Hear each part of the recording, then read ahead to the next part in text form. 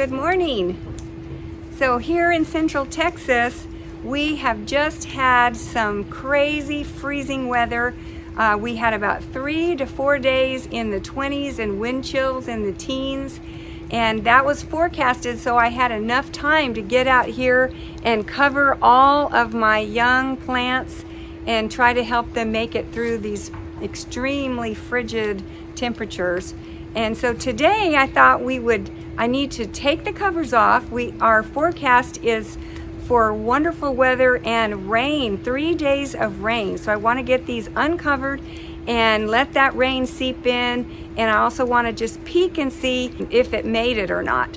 I'm betting that 99% of the things I've planted last year will make it. And then I thought I would also walk around and show you my older perennials that I did not cover. And they look pretty dormant right now. They're all brown on top. And I am going to leave that. All the dormant stems will stay put. We usually have another big hard freeze middle of or late February.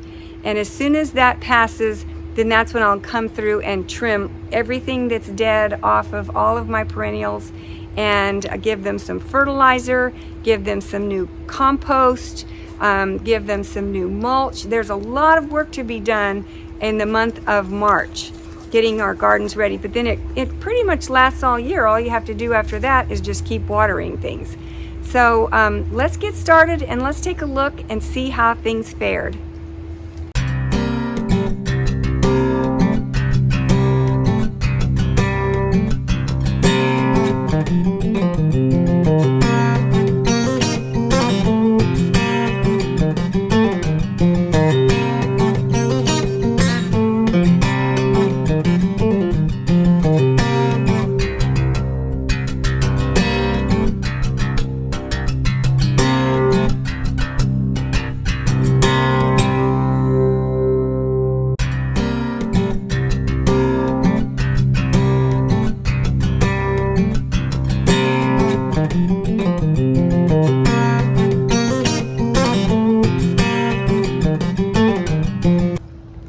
I am so thrilled that everything under here looks like there was no freezing temperatures.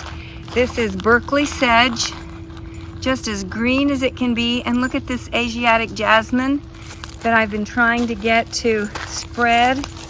It looks fantastic. So it's definitely worth it. I did not cover anything last year, and I had to restart planting all of this, but over on the other side, it's just as green and wonderful. My dogs want to come see, but I am thrilled. So definitely cover things. It was in the 20s, wind chills in the teens, and this stuff doesn't act like it cared a bit. So I am just thrilled. Look how green everything is. And while I'm here, let me give you a quick look at my perennials that have been here a long time. Russian sage, definitely gone dormant. This is a Gulf muley grass. It's still looking pretty good. This is a firecracker bush.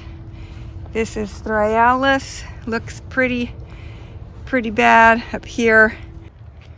This is a Belinda's Dream, and she is 2 years old. Seems like she looks fine. And this is a pink knockout rose that looks a little, I don't know, he may have had quite a bit of damage, just as these knockout roses look pretty damaged, but that doesn't mean their roots were damaged, but they look, quite browned. So my Indian hawthorn looks pretty good. This is year 3 or 4. This was not covered. We did not have the Arctic blast with the, a couple of years ago we had this freeze so bad everything was covered with ice, but we just had really cold temps and it looks like it's okay. There may be a few parts of it that got damaged. And the Berkeley sedge on this side, uncovered. These are much older. They did just fine. I can tell they're alive. My drift roses are alive. Now Abelia is my evergreen in the backyard, and it's just doing fantastic. I love my evergreens. And my other evergreens back here are my Boxwoods. They look fantastic. 4 Boxwoods here, and then there's 2 Boxwoods over there. When we moved into this house about 6 years ago, there were no foundation plants anywhere, and so everything I've put in is fairly new. So these are drift roses, and they did get a little burned on places, but I can tell they're just fine. And this is purple trailing lantana, and it, you know, I can tell it's definitely took a hit. I will be trimming all of that back.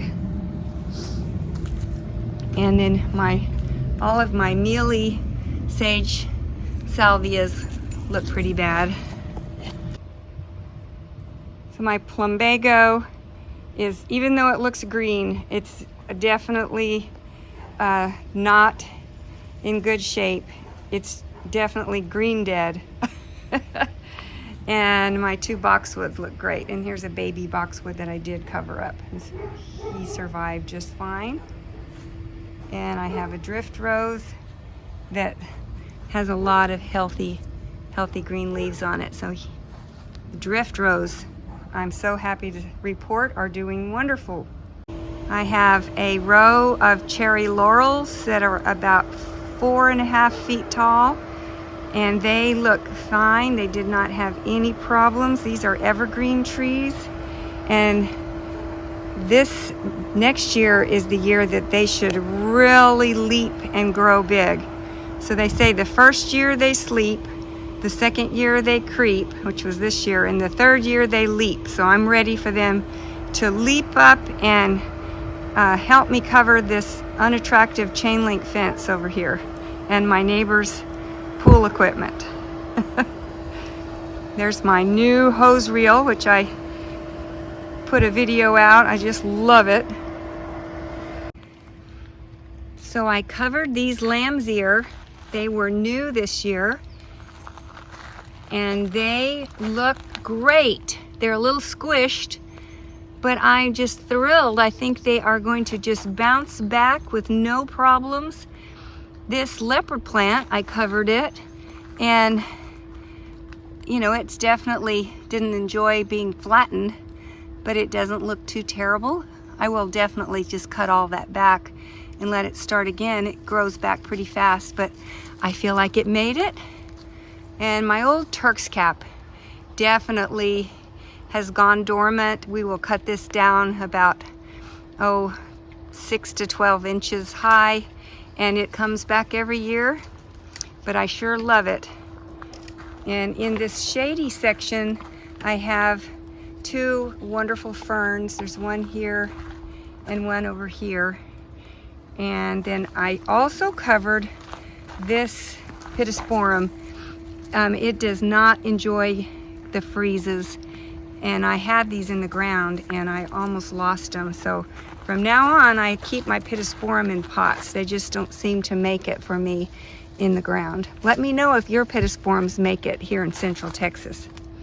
And then my Duranta, it definitely took a hit, but I'm very sure that it will come back for me. We cut this down to the ground, and it will be covered with those beautiful purple flowers in no time. So we can take a quick look at the butterfly garden. The main plant all through here is Greg's mist flower, and it is perennial. It comes back every year. It definitely has gone dormant. There's 2 Turk's cap back here.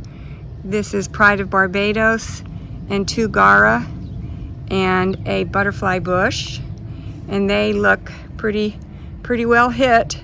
But what we do is we come in here with a weed eater after everything is dried up, and we just take everything down and it just magically reappears every year. So I covered this entire strip of garden because a lot of these things were fairly new. So the iris are looking great. These skullcap are not new. They've been there a couple of years. They look fine. And these yellow things are my new daylilies, and they look great. They are yellowing, but they are supposed to yellow, and you cut them way back, but they're not dead, which is really exciting. And you see all these big rocks I have along here, and that is because the next time we have this hard freeze, probably in February, I won't have to go search out these rocks like I did the first time. And I'll just lay the row cover back on and the rocks are ready. So let me just walk down, and I'm just really thrilled that everything looks good. And my daffodils are popping their heads up. So I don't know if you remember, I planted 25 daffodils up and down here. These are amaryllis from last year, and they're definitely gonna lose their leaves, but those bulbs are fine and they'll come right back up in the spring. I never have had any rebloom for me outside, but I'm trying something different this year. And this is some liriope and some more of the daylilies that were my absolute favorite thing last year. And the last thing I'll show you is this garden. This is right next to the neighbor on the right side. We have this unattractive chain link fence, which I will be addressing this year. But I have a lot of this is just a liriope. I covered this entire bed all the way to the end because I have planted several brand new things. They were only months old and they look fabulous. So I moved the rock away, I moved the row cover away, and underneath was this gorgeous little fall aster, and it is going to make a big giant shrub covered with purple flowers and fill in this whole area and make this look great. This is a Mexican honeysuckle, and I don't know if it made it or not. And there's another one down the way, but we'll see. It might have made it. And we keep on walking down here. Of course, this nandina looks fabulous. I highly recommend planting some nandina. Look at the pretty red berries. And then we keep on going. I have another baby fall aster that looks great. And I have 2 rock rose. They made it. They look fantastic. I'm so thrilled. I have a lot of weeds in here that loved being under the row cover, so I'm gonna have to pull a lot of weeds. There is another Mexican honeysuckle, and these just make a great big bush, and they also spread on their own, which is what I want to have happen in this garden. Here's another fall aster. There is a lantana that is definitely gone dormant, and here's another rock rose that made it. I am so happy that the row cover worked. So I highly recommend row cover. Cover your babies and you won't have to replant. So thank you so much for joining me today on this wonderful winter day.